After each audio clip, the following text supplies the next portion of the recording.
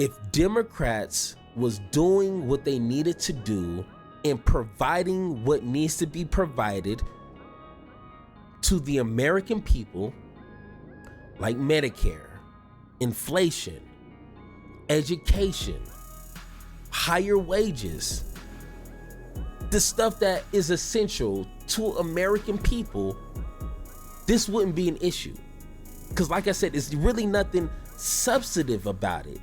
You know, I didn't read the 900-page manifesto, but I'm taking her, it's really like nothing that is targeting even someone like me to even be a little curious. It's just propaganda.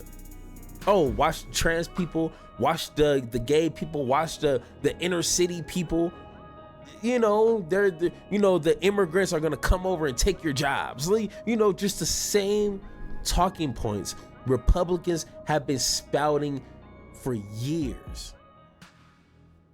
All right. Here it is, Project 2025. I done heard so much about this. I kind of snapped on somebody in my Discord because it was like literally within 24 hours, like the 18th, 19th time I done been told, hey, you got to watch out for Project 25. Oh my God, they're going to enact Project 25. Oh my God, we get Project 25.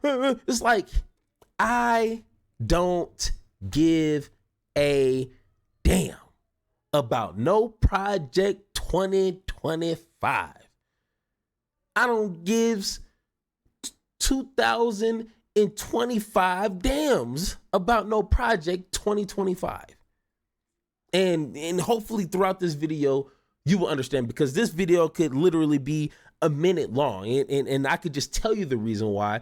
And any sane, logical, realistic person will understand. But, of course, this is content, so we got to make this a juicy video. You know what I'm saying? So I just don't want to give you the answer up front. That'd be too boring. You know what I'm saying? So let's go ahead. We're going to watch Leija. I hope I'm saying that right. Leija Miller. She's someone that I stumble on YouTube, and her channel is amazing. You know what I'm saying? Like I thought my channel was top notch, but she does some pretty daggone good content. I probably watched like 10, 15 videos. But she thoroughly, cause she's a lawyer, so she can really go through information like this and give reliable information. But she goes through the Project 25 manifesto, and it's bad, but it's a simple solution. So let's go ahead, watch, just a portion of it, because we're not going to watch the whole thing. I want you to go to her channel and subscribe and watch it yourself. But we're going to, watch a few minutes and let's have that conversation. Are you tired of people exploiting and embarrassing Black culture?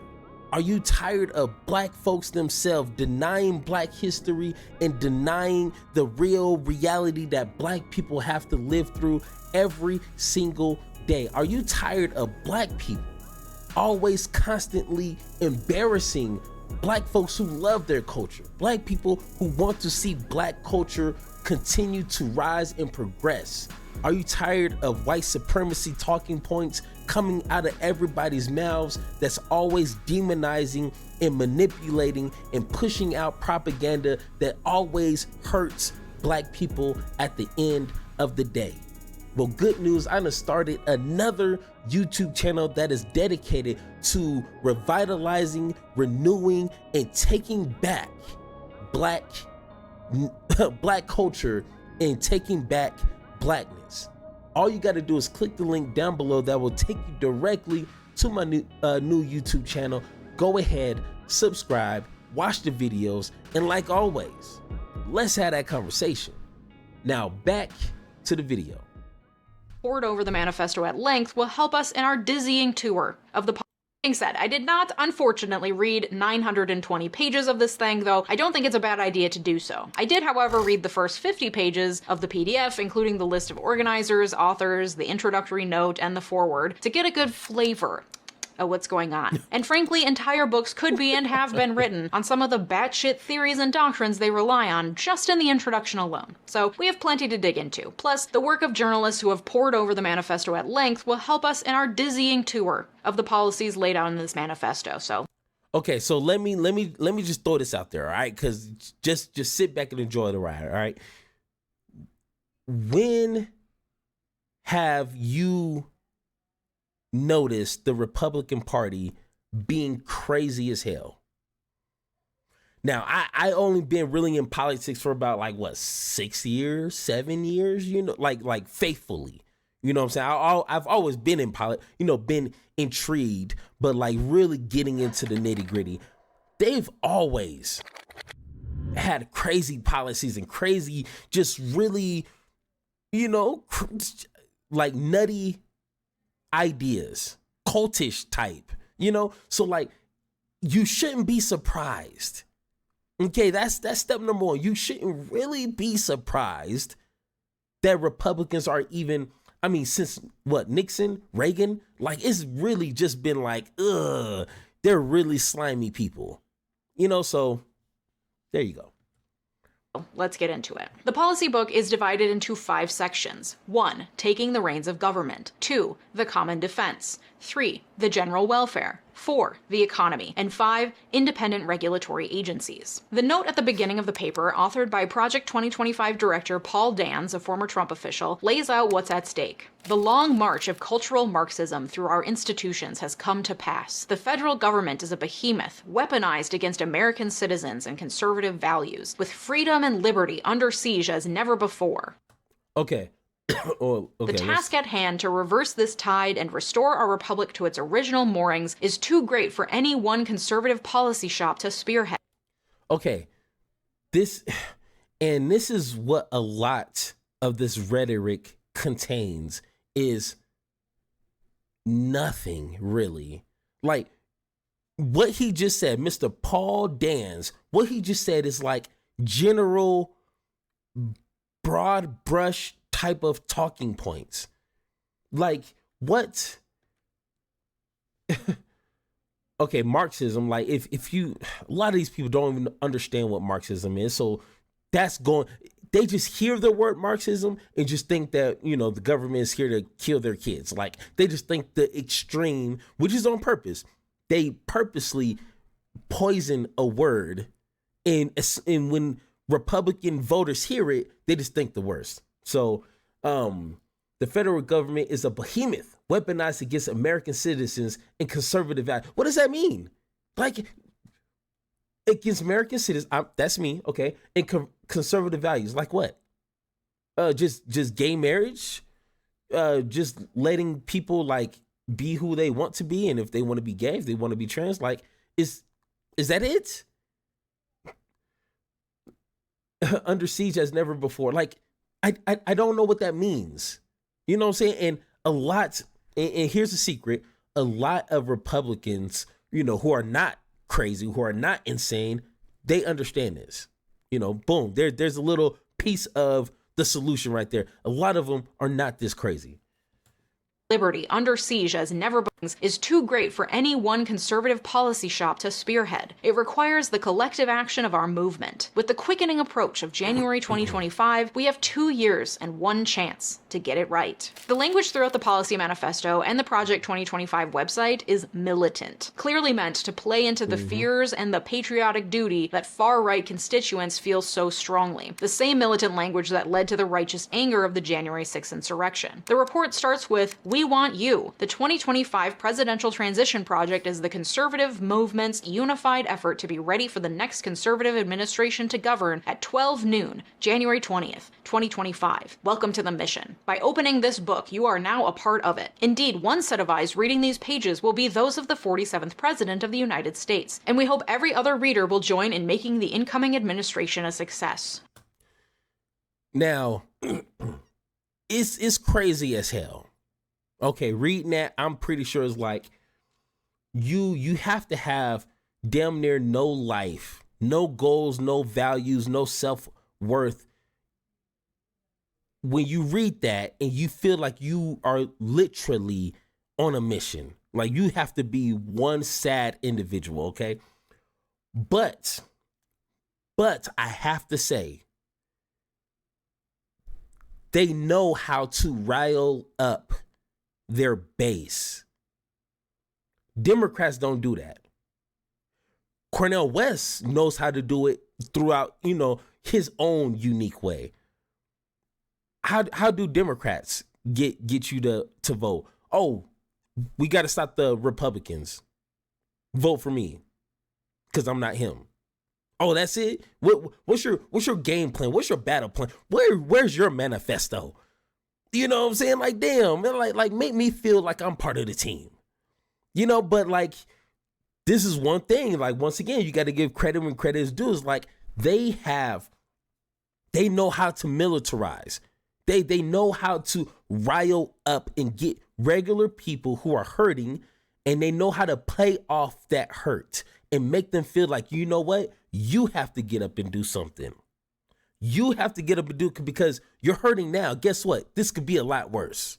So we need you to get up right now and by any means necessary, get things accomplished.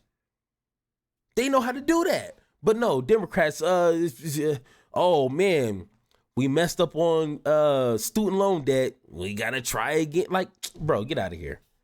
And I know this, it's not explicitly about Trump, but listen, we all know that man is not reading a 920-page manifesto in the unlikely chance that he does take the White House in January 2025. Get real. But you get the vibe. This is positioned as a mandate, making readers, ostensibly the conservative foot soldiers who'll do their bidding, feel like they're in on a top secret mission. Like this is some G.I. Joe mission shit, because the authors know that is the absolute conservative wet dream, and they're playing into it. The foreword includes a tidy summation of all the conservative wedge issues and talking points that have been flying around over the last few decades, all of which are addressed at length in the document. Look at America under the ruling and cultural elite today. Inflation is ravaging family budgets, drug overdose deaths continue to escalate, and children suffer the toxic normalization of transgenderism, with drag queens and pornography invading their school libraries. Overseas, a totalitarian communist dictatorship in Beijing is engaged in a strategic, cultural, and economic Cold War against America's interests, values, and people, Here's my favorite all while part. globalist elites in Washington awaken only slowly to that growing threat. Moreover, low-income communities are drowning in addiction and government dependence.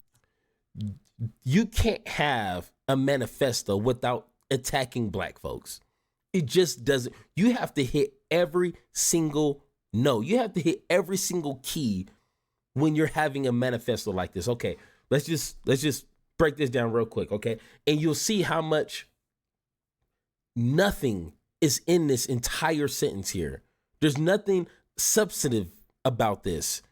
And this is why if Democrats can just be that substance and actually have some policies going through to back that up, then people would just laugh at this. But look, inflation is ravaging family budgets. Who's a part of this inflation game? Because it's not just politicians, it's companies too. Why do you think some of these companies are seeing record profits, but we're still going through inflation issues? Who's protecting these corporations? Oh, that's right, the damn politicians.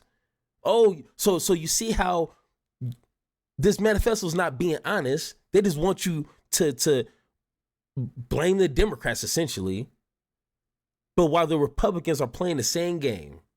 Woo, that's slick right there. You see that? Hey, it's not their fault. It's really the Democrats. It's their fault. While Republicans are, creating policies and making sure that these big companies keep their profit and get more profit. Bro, come on. Children suffer the toxic normalization of transgenderism, with drag queens and pornography invading their school libraries.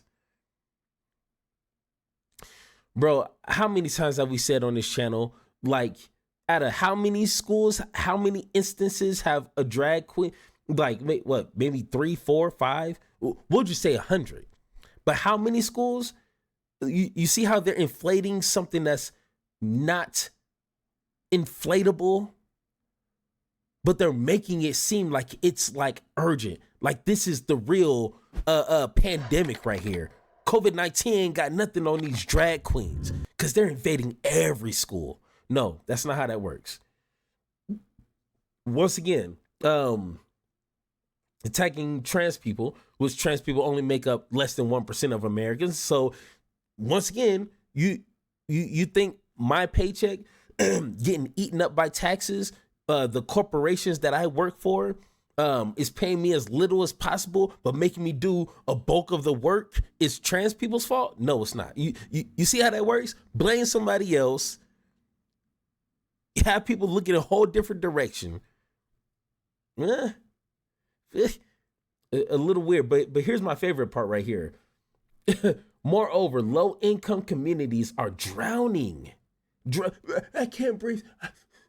Drowning in addiction and government dependence. That line may have worked back in the 80s, 90s, but it doesn't work today because most white folks are on government assistance.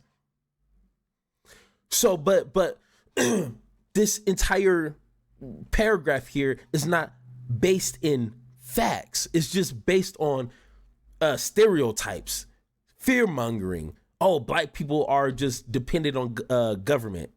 Well, I mean, if you kind of look at the statistics, you might want to look at your own people. But no, just playing off that white supremacist rhetoric, talking points that a lot of people grew up on, not just white folks, a lot of that white supremacy talking points just sticks with people and they feel that it's true. Because if they're told that a million times, it might be true.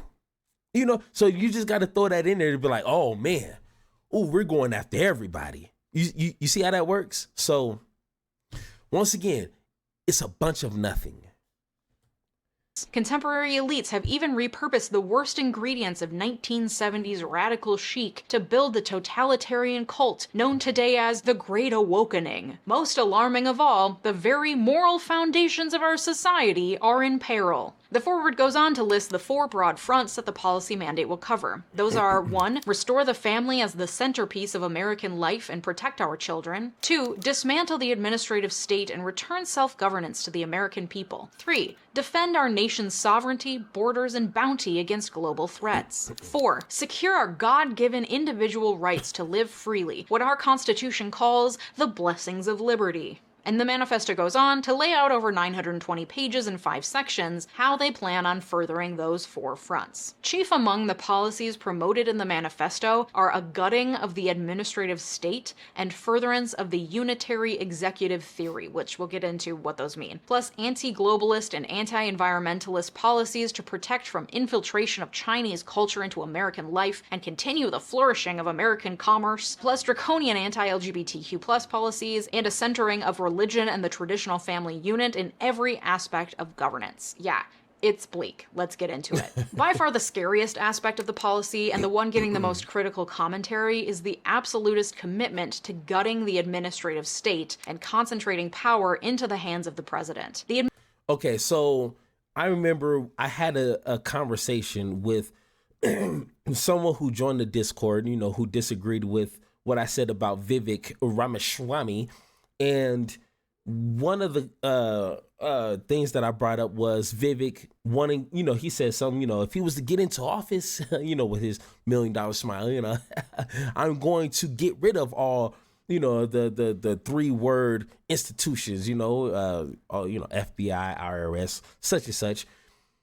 And I asked him, I was like, do you think that's a good idea? He was like, well, he gave some, sitting on the fence type of answer.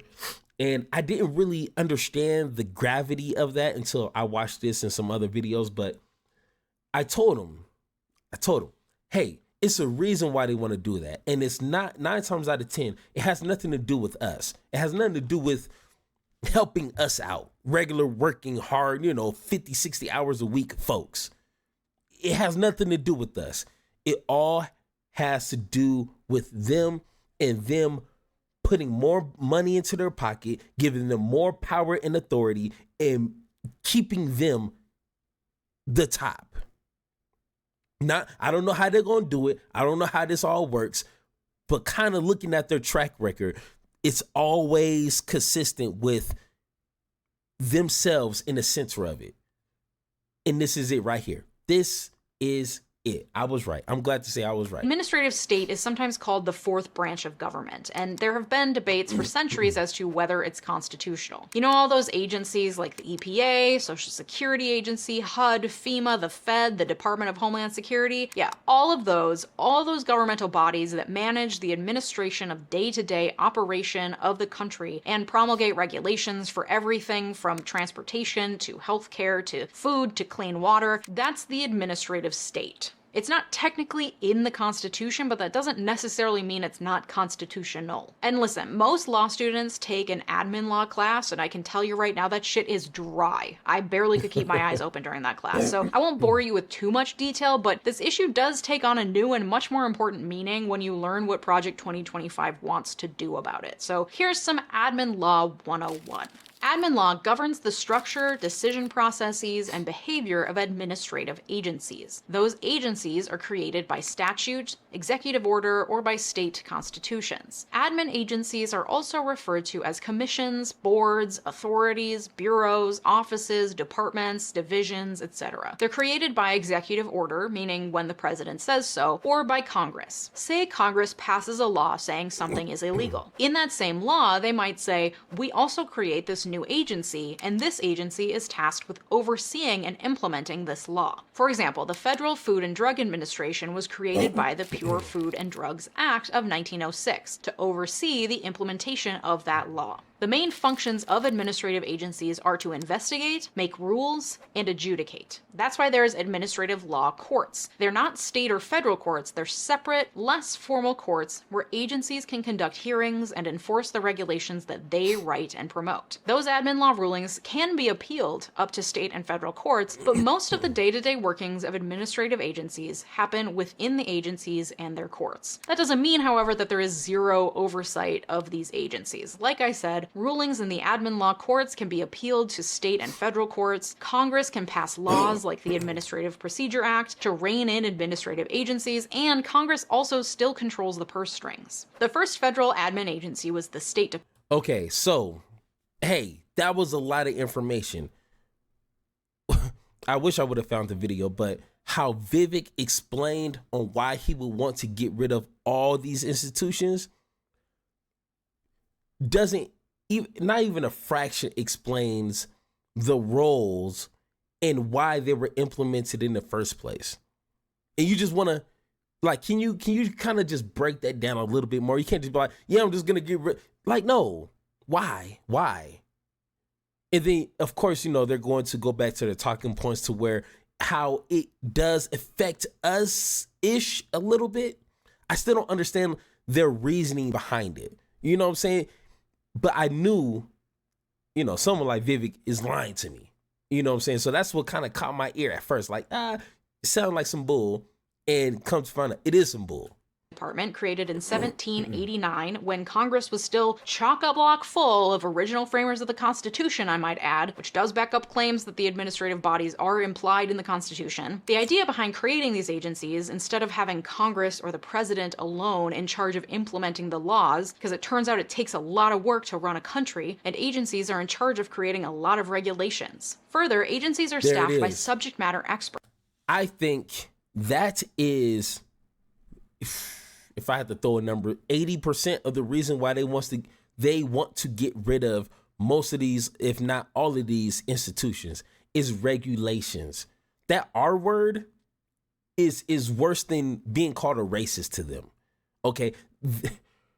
Republicans do not like regulations because one, it messes their money up. I understand. Normal people understand regulations 9 times out of 10 are important. It's what keeps food not as trash. It keeps buildings from just falling over when the wind blows just a little hard. Like, regulations keep these companies, in theory, on paper, at least on their Q's and P's. You know what I'm saying? Making sure they're crossing their T's and dotting their I's. Making sure they're following rules and regulations. Not taking shortcuts, not just, you know, it's a reason why these regulations are in place. You know what I'm saying? Now, of course, there's millions of them, so we could probably nitpick and, you know, but overall, like I said, on paper, they're there for a reason. But these money-hungry, greedy, sorry son of a guns don't like that because it messes up their easy money. So, boom, there it is. At least in theory. So, for example, the people in the EPA have spent their careers learning about environmental policy and regulation and are therefore much better positioned to implement a law than the lone president or congresspeople. And the Supreme Court has repeatedly upheld the constitutionality of administrative agencies and tends to give a lot of deference to their decisions because they are the subject matter experts. While Congress often creates the agencies, most of them technically fall under the purview of the executive branch, of which the president is the head, because the Constitution vests the power to faithfully execute the laws of the country in the president in Article 2. Admin agencies do just that. They execute the laws, and they oversee said execution in a way that a single executive couldn't, and also in a way that ensures extensive checks and balances over executive authority. But this is why the president typically appoints heads of all these agencies, because they're technically part of the executive branch. But while the heads of those agencies come and go with the politics of the time, the people operating under them are not tied to politics or a president and tend to make careers out of working in those agencies. This again creates a modicum of separations of powers and ensures that people with subject matter expertise are staffing these agencies. So sure, you can appoint the attorney general as president, but you can't fire all the prosecutors who don't agree with you. I was working at the U.S. Attorney's Office in Boston the day that Jeff Sessions was fired, and the jubilation some of those lawyers felt, it was palpable. And they don't have to worry about losing their job because of that, or at least not for now. Okay, so this is why. So I'm not sure if she's going to get into it, but this is when, you know, someone like Vivek says, you know, we didn't elect these people into these positions, so why do they have so much control? Well, she said it perfectly, and this is why I love her channel. You know what I'm saying? Because she broke it down in a way that I could understand it. They are supposed to be, once again, on paper, I can't speak for every person who's in these institutes, you know, but on paper, they're supposed to be experts in that field. What sense does it make for every 4 years to replace that person with someone who's less inclined in that area? I mean, if we're looking how our politics is ran today, like we don't care about information and knowledge and how much, you know, person knows. So why would we do that to an institution like the FDA, something that's really important? Like no, these people are there because they know some things. You see what I'm saying? So that is what that answered my question. So the next time someone's like, oh, well, you know, Vivek, you know, wants it, it's like, no, you 9 times out of 10 don't understand the reason why most of these institutions are in place and why these people who are in charge can't just be fired and replaced like Trump wants it to happen. It's a reason for that.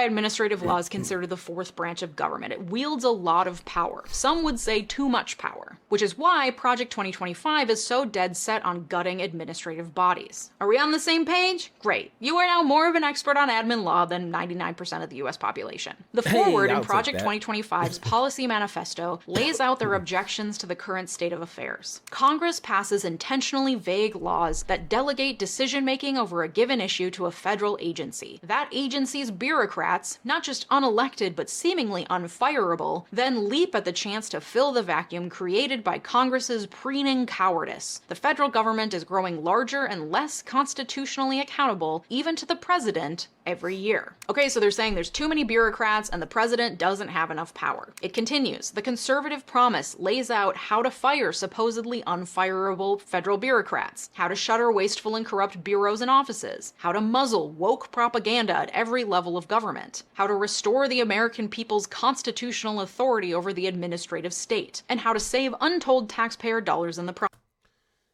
Once again, any sentence that has how to muzzle woke propaganda, I can't take them serious. Like I understand the threat is serious, but I can't take them serious in the sense of they're trying to do something good.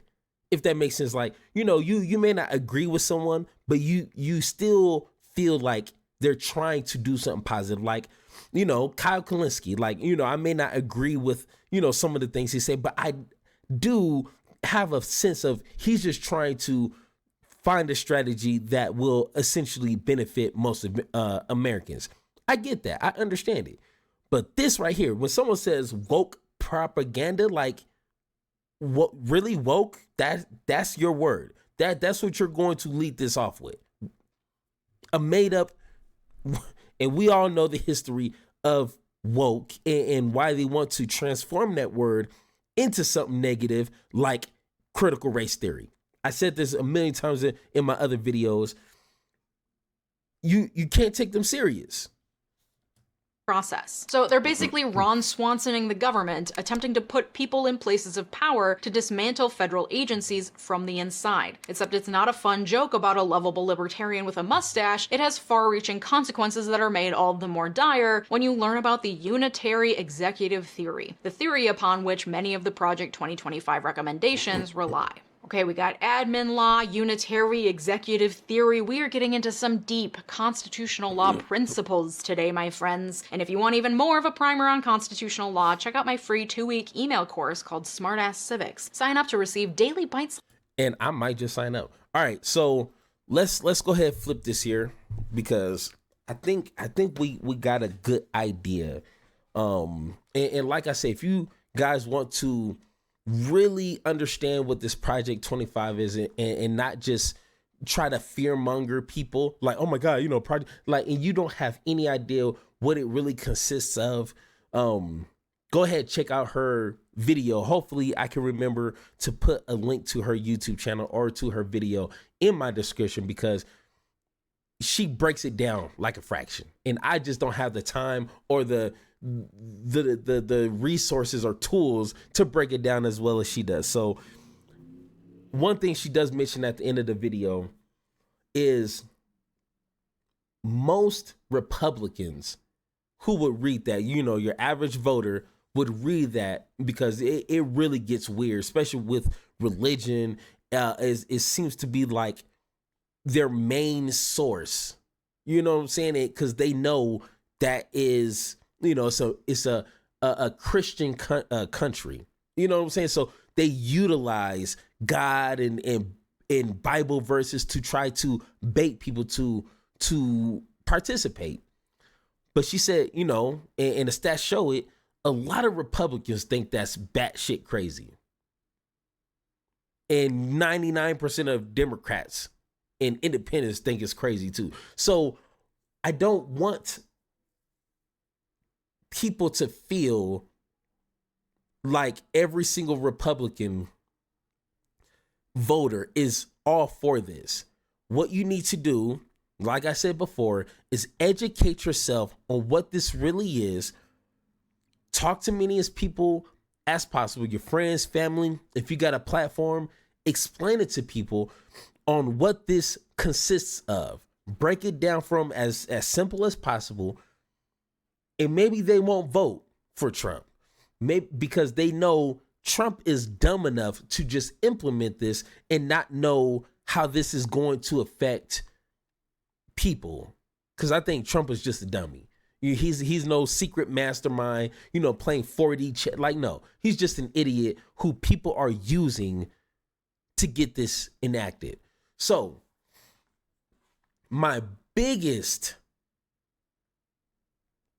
I guess, solution to this, well, I guess it's two, break this down into two. One, if Democrats was doing what they needed to do and providing what needs to be provided to the American people, like Medicare, inflation, education, higher wages, the stuff that is essential to American people, this wouldn't be an issue. Because like I said, it's really nothing substantive about it. You know, I didn't read the 900-page manifesto, but, I'm taking her. It's really like nothing that is targeting even someone like me to even be a little curious. It's just propaganda. Oh, watch trans people, watch the gay people, watch the inner city people. The immigrants are going to come over and take your jobs. Just the same talking points Republicans have been spouting for years. Nothing has changed. So, number two, the number one way to counter something like this, the solution can't just be vote for Democrats. Yes, I get it. We don't want another Trump presidency. I know. But what's stopping the next presidential election in 2030, 25, 26, 29? What's stopping Republicans from, instead of 2025 projects, 2030 projects, or whenever the next election, what's stopping them from continuing this craziness? Because it doesn't stop with Trump. There's a lot more dangerous people than Trump, in my opinion. Vivek is one of them because he has that $1 million smile. He knows how to talk to people. He knows how to swindle people. What if he got into office in the next 8 years? What about Ron DeSantis? He's young enough to continue to keep running. They don't have a shortage of crazy folks. So your solution just can't be vote for Democrats. Vote, because then the Democrats are just going to get complacent. They're going to get lazy, and they're not going to solve the issues that will prevent this. If you're giving the people what they need, they wouldn't go to this. Give the people what they need, they won't go to this. Oh man, my allergies kicking my butt. But it's we have to do is keep these Democrats in line. Keep that fire under their behinds. Do not let these politicians get comfortable. We need to demand more from Democrats and make sure they follow through. And if they don't follow through their first term, guess what? Get someone in there who will do it. Because we can't continue, once again, we can't continue to let Democrats just run off hey, I'm not a Republican. We need to keep him out of office. Vote for me.